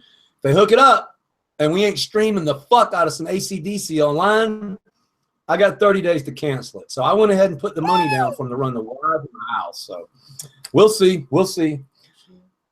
All right, you want to take us out with little jams there, Minnesota Nice? Thanks, everybody, for coming out. We do appreciate it. See you over on the live stream. Be rocking some music. Thank you guys very much. Hey, this is Subcool WeedNerd. And Ms. Jill. Get your bowls, and your bongs. your pipes, your vaporizers. And your big fat blunts. It's time to get high with the WeedNerd. Well, I'm a weed nerd. Just call me smoke a lot. Don't give me that, me no want that crack. Cause we no study that. Weed nerd, nothing but the hard grade. So won't you come my way? So won't you come my way? Weed nerd. Just call me smoke a lot. Don't give me that, me no want that crack. Cause we no study that. Weed nerd, nothing but the hard grade. Smoke a lot of herb, smoke a lot of herb. Come on, WeedNerds, let's all get down to that old school sound with that K-Loo pound. Put seeds in the ground, tilling up the dirt. Shovel in my hand and I'm putting in work. WeedNerd, connoisseur, growing the killer. In the backyard with the mountain gorilla. Game stiller, fill another, what you think? Miss Jill's got tips on growing the dank. Cheesequake, Aldo, Indo funky. time wreck hash laced in my blunt. See, skunky, smelly, space bomb sticky. Stepped in the dough, got the whole team with me. Iggy Pops, my city's hot. Ukiah, California, got the green on lock. Chilling in my weed drop, blowing some herb. Don't hold. Thanks so much. Hope you guys had a good time. Hope you guys will come back. You know the deal. Be nice to somebody. Do something nice for another human being. And have a dank day. We'll see you guys in about 30 minutes on the DJ side.